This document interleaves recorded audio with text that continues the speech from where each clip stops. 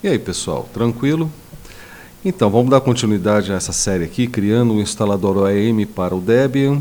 Agora, na parte 2, nós vamos falar sobre o método que eu utilizo para modificar o instalador do Debian. No caso, eu utilizo essas ISOs netinstall que a gente baixa e faço uma modificação através de um método chamado de preceding. E é sobre isso que eu quero falar com vocês hoje. Então vamos lá, já preparei uns slides aqui. Vamos para outra área de trabalho. Está aqui. O preceding, que é o método que nós vamos conhecer hoje, ele é um dos métodos mais indicados, mais utilizados assim por administradores de sistemas quando tem que fazer instalações em várias máquinas seguindo um certo padrão. Como todo mundo sabe, o Debian ele possui aquele instalador com várias perguntinhas, né? De qual é a sua localização, se você, qual é a senha do root, qual é a senha do usuário, esse tipo de pergunta. E o preceding é justamente o método que serve, como nós vamos ver, para responder às perguntas do instalador do Debian de forma automática, ou seja, você não precisa responder manualmente cada uma delas, porque o que já estiver definido dentro de um arquivo de configuração, que também é chamado de precede, né, vai ser pulado, vamos dizer assim. Essas perguntas vão ser puladas, tá? Então, com esse procedimento, você pode automatizar e padronizar a maioria das instalações que você precisaria fazer. E a ANA oferece algumas funcionalidades a mais que não tem nas instalações normais. Tá legal? Para ter mais informações sobre o método do preceding, o guia de instalação do Debian, o manual de instalação do Debian, fornece um apêndice completo só sobre isso. E o link está aqui e também eu vou deixar na descrição do vídeo. Tá legal? Então, isso é o preceding. Existem 3 métodos de preceding. Você pode fazer o preceding modificando o initrd. Você pode fazer através de um arquivo que você carrega no começo da instalação ou pela rede. Tá certo? O preceding pelo initrd funciona com qualquer instalação e tem mais recursos e mais exige uma preparação a mais. Que tipo de preparação é essa do que eu estou falando? Você precisa abrir basicamente a ISO, fazer alterações no initrd, fechar essa ISO novamente e torná-la inicializável para poder utilizar durante uma instalação. Tá? Mas depois que essa ISO está pronta, você pode usar várias vezes sem fazer mais nada. Você simplesmente espeta lá o seu USB ou coloca lá o seu CD de instalação e ele pode ser utilizado em todas as suas máquinas, em todas as suas instalações futuras, tá? Sem nenhuma preparação anterior, a não ser as preparações normais de uma instalação do Debian, ok? Mas, quando você faz isso por arquivo ou por rede, o que acontece é que você tem que fazer a preparação, uma preparação diferente, tá? A rede tem que estar preparada, a localização desse arquivo tem que ser conhecida e você vai ter que informar isso manualmente antes de começar o processo de instalação. Também é um método bastante utilizado, tá?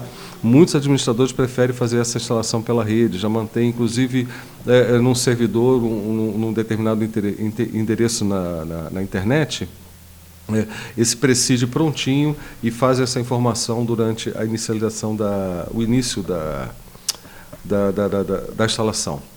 Ok? Mas, aí vem as notas, né? Foi justamente pela característica do projeto de instalação OEM que eu optei pelo método do initrd. Tá? E é só dele que a gente vai falar nessa série de vídeos, não apenas nesse vídeo, mas nessa série de vídeos. Ok? Por que eu digo isso? Essa ISO ela vai ficar na mão, por exemplo, de um técnico de assistência técnica que faz instalações normalmente de Windows e tal nas máquinas de clientes. Tem uma série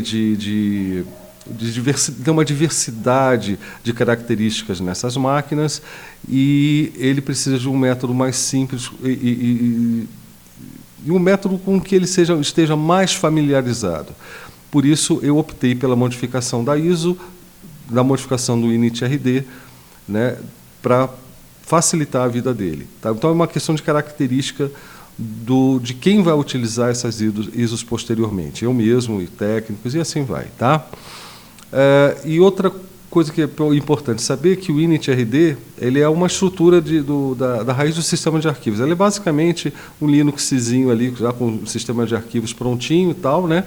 E ele é carregado na memória no começo da instalação para que a instalação possa ser feita, né? Tem que ter um sisteminha rodando para fazer a instalação. Então, basicamente, isso é o initrd. Ele vem compactado e, quando você descompacta, tem lá toda a estrutura de um sistema de arquivos do Linux. Ok? Então, só para deixar isso mais claro. Continuando, é importante que a gente saiba também que o Preside tem algumas limitações. Não é o nosso caso, nesse nosso projeto de instalação OEM, mas como é um método bastante utilizado por aí, o que acontece é que a limitação básica do Preside é em cima do particionamento. Tá? Você pode criar esquemas de particionamento. A gente vai falar aqui, é melhor seguir o script aqui. Né? Então, apesar da maioria das perguntas do instalador do Debian poderem ser respondidas pelo Preside, quando você chega no particionamento, você tem que observar que existem limitações.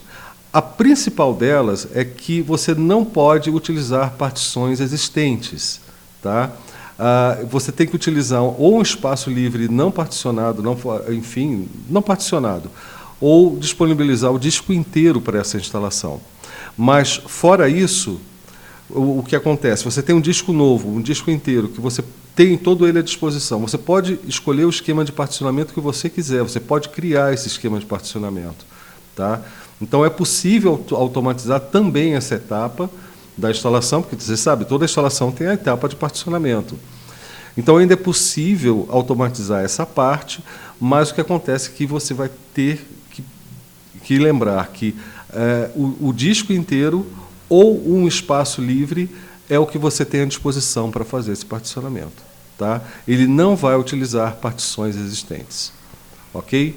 Então, muito cuidado se vocês querem fazer, por exemplo, usar um Preside no caso de um dual boot. E é por exatamente essa razão que, no nosso projeto do instalador OEM, eu não posso automatizar a etapa do particionamento.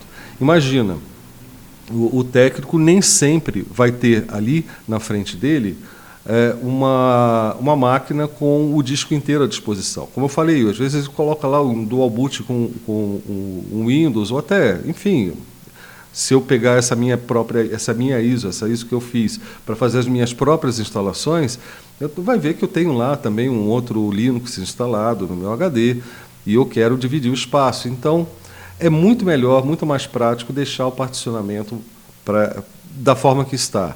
Eu não vou dizer manual, porque ele tem lá a opção de particionamento automático ainda, né, normal do instalador. Mas é basicamente essa ideia, manter da forma como está no instalador do Debian. Ok? Não vou mexer nessa parte nesse meu projeto. Continuando, basicamente o que você faz no Preside, quer dizer, fora todo o processo de baixar a ISO e modificar o CD, o centro, o coração do processo está num arquivo que a gente chama de preside.cfg. Então, antes de modificar a ISO ou utilizar qualquer outro método de Preside, né, que não precisa modificar a ISO, é preciso criar um arquivo de pré-configuração. E esse arquivo se chama preside.cfg. Só um minutinho. Desculpe. Então, existe um exemplo desse arquivo, nesse link aqui que eu estou mostrando. Tá? E ele é, inclusive, a melhor forma de você aprender a modificar, a criar um arquivo. Né? A gente vai falar sobre isso daqui a pouco. O importante é que esse arquivo, você pode criar vários antes de colocar no initrd. Você pode ter lá o Preside para instalar um XFCE Buster, Preside para instalar um OpenBox no SID. Tá? Você pode criar isso tudo. Só que na hora que você coloca ele dentro do initrd, dentro da estrutura do sistema de arquivos do initrd, ele precisa chegar lá com esse nome aqui, Preside CFG, tá? Senão não vai funcionar, ok? Porque o instalador vai verificar se ele existe no lugar certo, com o nome certo, e aí sim, só assim ele vai carregar automaticamente o Preside, tá? Então, Preside, até acho que eu devia ter falado isso antes, né? Preside é como se fosse semear, né? Seed é semear. Então você está semeando antecipadamente algumas das respostas do instalador, tá? Algumas das opções do instalador. Continuando, esse vídeo não vai ser muito longo, pelo menos essa parte dos slides não vai ser muito longa. A gente vai ver como criar um arquivo de configuração. A melhor forma de criar esse arquivo, já ia adiantando lá, né, é editando o exemplo que a gente baixa aqui nesse link, tá? Nesse link aqui. Vai ficar na descrição. Foi lá que eu peguei, vamos dizer assim, 60% das alterações que eu fiz, que eu costumo fazer, e os outros 40%, alguma coisa até achei em manual, mas a maioria foi muita pesquisa, muito DuckDuckGo, porque eu não faço mais Google. Então foi muito DuckDuckGo, atrás enfim, de exemplos de outros usuários, enfim, de outros administradores de sistema, que eu fui descobrindo o que fazer. Inclusive, o que eu vou mostrar para vocês é um exemplo desse Preside de 4 meses atrás, na época que a gente estava ainda com o Buster na fase de testing, né? Não era stable ainda. Então, muitas das coisas que vocês vão ver lá são, inclusive, bem difíceis de encontrar, apesar de serem extremamente simples depois que você descobre como é que é, né? Mas vocês vão ver daqui a pouquinho. Enfim, sobre cada uma cada um dos itens, né, desse arquivo Preside CFG, vocês podem descobrir bastante informações no capítulo 4 do manual de instalação, ou guia de instalação do Debian, tá? Que está também nesse link e vai ficar na descrição. É um manual bem interessante de se ler. Esse capítulo é um apêndice, né? Esse apêndice é muito interessante de se ler inteiro, né? O apêndice B, que fala exclusivamente sobre Preside, tá? Inclusive, uma coisa interessante é o seguinte: a gente baixou a ISO no vídeo passado, né? No próximo vídeo, a gente vai fazer a modificação do CD para colocar o Preside. Essas duas etapas, baixar a ISO e modificar o CD, a ISO, é fantástico, mas é muito simples. Tá? É muito simples de se fazer. O processo mais complicado é justamente responder as perguntas aqui do Preside CFG. Tá? Configurar esse arquivo é a parte mais difícil que tem e é onde você comete 99% dos erros. Porque o resto você, como a gente vai ver, você automatiza até com script. Mas isso aqui não tem como você automatizar. Você vai ter que pesquisar e definir uma série de coisas, e um errinho aqui, a instalação inteira dá errado. Tá legal? Essa é a parte mais importante desse processo de customização de imagens de instalação. Tá? Então, para efeito desse vídeo, nós vamos ver apenas as opções que eu modifico no meu Preside CFG, daquele, como eu falei para vocês, de 4 meses atrás, e que faz parte do meu projeto de instalação OEM, mas está um pouquinho diferente hoje. Tá? Que essas diferenças de hoje aí são, vamos dizer assim, mais do que eu faço na parte final do Preside, mas para efeitos didáticos seria complicado demais mostrar aqui. Tá bom? Não que vocês não sejam capazes de aprender, não é isso que eu quero dizer. O que eu quero dizer é que pode confundir justamente com coisas que não são necessariamente parte do processo de Preside. Tá legal? Antes de ver esse arquivo, a gente vai fazer mais uma paradinha aqui no slide, que é o seguinte, falando justamente do próximo vídeo, né, que aqui a gente não vai abordar essa parte, mas para a informação ficar completa, esse arquivo de Preside ele precisa ser carregado na ISO, e isso envolve as seguintes etapas, e é nessa ordem que está aqui. A gente baixa a ISO que vai ser modificada, extrai o conteúdo dessa ISO para uma pasta temporária, pode ser em qualquer lugar, não precisa ser chroot, não precisa ser nada, é uma pasta normal de usuário. Tá? Você simplesmente extrai ela para essa pasta, detecta a arquitetura que você está trabalhando, pode ser manualmente olhando uma pasta lá do initRD, ou onde o init.rd está armazenado, ou fazer isso por script, tanto faz, mas você precisa detectar essa arquitetura, para poder descompactar o arquivo init.rd.gz, tá, que ele vem compactado dentro da ISO. Aí você vai, quando você descompacta, o que tem lá? O sistema de arquivo completo, né? Aí você vai colocar esse precede CFG na raiz desse sistema de arquivos, do init.rd, que já está descompactado, vai compactar novamente o init.rd, vai incluir outros arquivos na ISO, o que é um processo opcional, tá? Porque no meu caso, por exemplo, eu já vou deixar lá, sei lá, papéis de parede, configurações de ambientes gráficos, enfim, alguns scripts que eu vou precisar utilizar. Tudo isso vai ser colocado nessa etapa, mas para uma instalação, pura e simplesmente, isso aqui não precisa ser feito, basta incluir o precede ali, ok? Agora, depois que você coloca o precede dentro dessa ISO, essa checagem da soma MD5 da ISO não vai mais bater. Então, você precisa corrigir essa soma, fazer esse checksum bater. Tá? Vai gerar uma nova ISO com as modificações. Tá? Também tem todo um procedimento para isso. E vai tornar essa ISO bootável, para que você possa colocar no pendrive, espetar na máquina e ela funcionar. Depois disso, você pode, opcional também, remover a pasta onde a ISO original foi extraída, foi descompactada. Tá certo? Se você quiser manter para poder fazer alterações e testes e alterações, caso dê algum erro e tal, você pode manter também, que não tem problema nenhum. Como o arquivo é sempre o mesmo, precede.cfg, se você cometeu algum erro e fizer a inserção novamente do precede.cfg pelo mesmo procedimento, lá no init.rd, ele vai ser substituído, então você pode gerar uma nova ISO tranquilamente, sem a necessidade de fazer toda a parte de descompactação, tudo de novo. Tá? Esse processo aqui não é um processo demorado, basicamente é uma receita de bolo, e essa receita de bolo costuma levar sei lá, tirando a edição no precede, que tem que ser feita antes desse processo, você vai levar aí numa faixa de 10, 15 minutos. Tá? Com o script que eu já criei para isso, e eu tenho ele também numa forma mais rústica, ele já foi já melhorou bastante nos últimos 4 meses, com esse script basicão que eu criei, ele leva 8 segundos, tá? Esse procedimento. Então, toda a parte demorada desse processo de customização da ISO vai ficar para a instalação propriamente dita, ok? E aí depende do que você vai instalar. Nós vamos ver como é que está o meu precede, e vocês vão entender o que essa configuração pode impactar no tempo de instalação depois. Tá ok?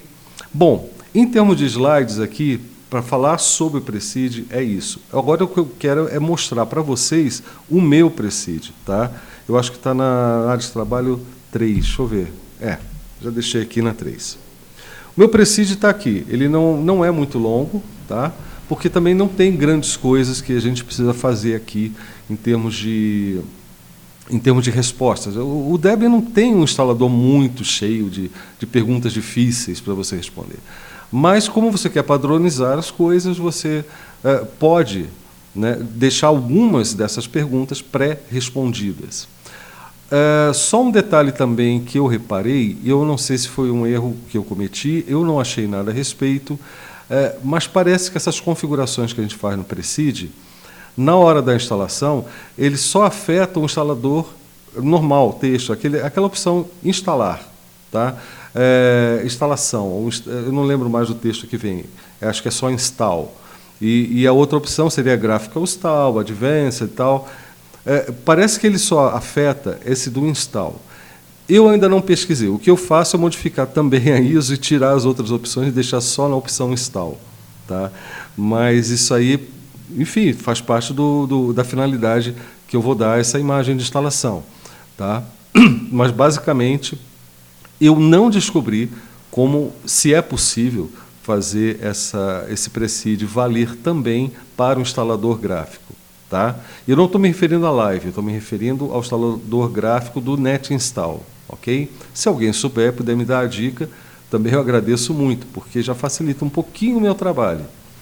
Tá, e o que eu mudo nessa configuração desse presídio aqui que a gente está vendo? Primeira coisa, até pela ordem assim mais ou menos de instalação, eu não pergunto sobre domínio, tá? Aquela parte lá, você colocou o nome da máquina e depois você responde qual é o domínio. Eu coloco como default localhost, tá? Porque para a finalidade dessa imagem, desse instalador, é o que basta, tá? Vai funcionar nesses casos todinhos. Segunda modificação, que eu não peço a senha do root. Por que eu não faço isso? Eu deixo para pós-instalação. Isso a gente vai ver depois se vai ser feito de forma automática ou então se vai envolver algum outro tipo de processo, tipo deixar quieto e se o usuário descobrir que precisa de uma senha de root, a gente ensina, né? Basicamente, são essas duas opções. Tá? Mas por que eu faço isso? Porque eu já expliquei aqui na instalação, naqueles vídeos sobre a instalação do Debian, que quando você coloca a senha de root, você não tem o sudo à disposição. E é muito mais interessante deixar um sudo à disposição do usuário normal e depois fazer uma senha de root para ele, tá? Do que o contrário. Então, eu já deixo aqui nesse instalador, eu já deixo sem a pergunta sobre a senha de root. Além disso, como eu falei, eu fiz isso há 4 meses, quando o Buster ainda era testing, né? Foi às vésperas mesmo do lançamento do Stable. E, além disso, eu estava trabalhando com o seed justamente para ter uma prévia do que viria aí para o Buster, tá? Então, todo esse trabalho que eu fiz foi no seed. Agora, é interessante ver isso, porque você acaba vendo também, a gente vai acabar vendo aqui como modificar esse net install para ter uma outra suíte, no caso, o seed ou unstable, tá? Se você quiser fazer um dia um pre-seed para essa finalidade, para automatizar a sua instalação do Debian Seed, por exemplo, tá? E também incluindo os repositórios main, contrib e non-free. Se eu não fizesse isso, ele faria aquela pergunta, ele não faria pergunta nenhuma, mas instalaria aquilo que já estivesse definido no netstall. Se você baixou o netstall do stable, é o stable, se do testing é o testing, ok? Outra coisa, no netstall também vem a pergunta sobre um CD adicional e tal, e eu pulo essa pergunta porque realmente eu não quero baixar tudo da internet. Também não pergunta sobre a pesquisa de popularidade, e aqui, durante os testes, eu deixei como falso, tá? Mas eu recomendo sempre deixar como verdadeiro, ou seja, participar da pesquisa de popularidade de pacotes, porque isso ajuda os desenvolvedores a terem uma noção do que está sendo utilizado, tá? E o Debian faz essa telemetria, né, de uma forma muito ética, ou seja, é um opt-in, né? Você escolhe participar e não escolhe não participar, tá? Ele não vem habilitado por padrão, como em outras distribuições. Também aqui a gente não vai ter o Task Cell, que é aquela etapa onde ele pergunta qual ambiente gráfico que você quer instalar e outras coisinhas, tá? Porque a gente já vai predefinir o que vai ser instalado, ou seja, essa etapa passa a ser desnecessária. E ele vai instalar automaticamente os pacotes Git, netselect apt, para descobrir qual é o servidor de espelho, né, mais rápido à disposição na nossa área, tá? Isso aqui nesse exemplo, tá? Nos scripts novos, no presídio novo que eu estou trabalhando, eu pulei isso, porque ficou cada vez mais desnecessário, tá? Os espelhos têm sido bastante responsivos, bastante rápidos ultimamente, pelo menos os nossos aqui do Brasil, tá? Eu já faço uma pré-instalação aqui de teste, tá? Porque apenas isso aqui, como eu falei para vocês, foram experimentos. Do Lynx, que é um navegador de web, para o console, o HTOP, para ter alguma informação de sistema, OpenSSH Server e Client, que seriam instalados naquela opção do Task Cell, mas como eu estou pulando, eu coloco para instalar como um adicional, tá? Como pacotes adicionais. E, finalmente, eu utilizo uma etapa que é fantástica no finalzinho da instalação, que é onde o instalador me dá a oportunidade de executar comandos enquanto eu ainda tenho um sistema de arquivos à disposição. Tá? Lembra lá do InitRD, né? Ele ainda está ali carregado, eu tenho um sistema de arquivos, eu tenho como acessar o sistema de arquivos do alvo, ou seja, da nova instalação, e eu posso realizar algumas operações ali, executar scripts, executar programas, uma série de coisas, tá? E isso no final. Na verdade, o Preceding, ele me permite fazer isso no começo da instalação e no final da instalação. Tá? Eu tenho 2 pontos onde eu posso interferir executando comandos. Ok? No processo, no final, é mais interessante para mim, porque eu já tenho os pacotes básicos, os pacotes do sistema padrão, né, do Debian, à disposição para poder executar os meus comandos. Tá ok? Então, o que eu vou fazer nesse finalzinho? Eu vou simplesmente gerar uma source list utilizando o netselect apt, né, como eu falei aqui, ele está sendo instalado, nesse exemplo, tá? E aí eu modifico o source list, eu crio um source list novo e substituo o que está lá, o que é instalado por padrão. Tá ok? Então, vamos ver. O Precede, basicamente, são essas opçõezinhas aqui, ó. DI, se eu não me engano, isso aqui significa Debian Install, tá? Debian Installer, alguma coisa assim. E aí eu tenho o item que está sendo modificado, tá? O tipo de dado que é e a informação em si. Então, por exemplo, a primeira pergunta que eu quero eliminar nessa instalação, como eu já falei, é o localhost, a pergunta sobre o domínio. Eu quero que seja localhost. Então, simplesmente, eu incluo essa linha, tá, dizendo que no getDomain, no momento de fazer a pergunta sobre o domínio, a informação já vai estar preenchida com a resposta localhost. Tá? Sobre a suíte do Debian que vai ser instalada. No caso aqui, a gente estava fazendo testes com o Unstable, então é Unstable. Tá? Suíte a ser usada para baixar os componentes da instalação. Também vai ser o Unstable. Quem já fez a instalação avançada do Debian sabe que essas perguntas todas são feitas lá também. Tá? É uma outra ISO, não é essa que a gente está trabalhando. Não, essa também tem avançado, tá certo. A NetInstall também tem avançado. Estava pensando aqui na mini ISO, tá? Que também é uma outra ISO que existe à disposição por aí. Bom, continuando, aquela pergunta de root, né, da senha do root, o usuário vai usar sudo. Então, aqui, ó, root login é booleano, ou seja, verdadeiro ou falso, e no caso a gente coloca falso. Com isso a resposta já está dada. Não quero colocar senha nenhuma aí. Tá? Determina se o relógio de hardware será configurado para UTC, verdadeiro. Aqui se vai usar um servidor de rede para o relógio, verdadeiro também, já dou a resposta. Se eu não me engano, essas perguntas aqui já não são feitas em todas as instalações, mas como eu quero padronizar todas as possibilidades, eu vou marcar como true, verdadeiro. O estilo de montagem dos dispositivos, tá? A gente vai usar aquele sisteminha UUID, tá? UUID, tá? E não /dev alguma coisa ou outro tipo, label. Eu não sei quais são as opções que ele tem aqui. Eu sei que, por padrão, eu vou deixar para UUID. Instalador de pacotes não free contrib. Instalar pacotes não contrib não free. Sim. Booleano true. Sim. Tá para os dois. Não free e contrib. Desativar a seleção de espelhos. Sabe aquela parte da pergunta? Escolha um espelho de rede e tal. Está aqui, o servidor de espelho. Essa pergunta é falsa. Tá? A gente não vai escolher, porque a gente vai usar o padrão e depois vai modificar com aquele netselect apt, esse aplicativozinho que a gente vai instalar também. Cadê? Onde é que eu estou? Ok. Desativa a pergunta sobre outras mídias de instalação. Quer inserir um CD? Não. Já está respondido aqui. Não.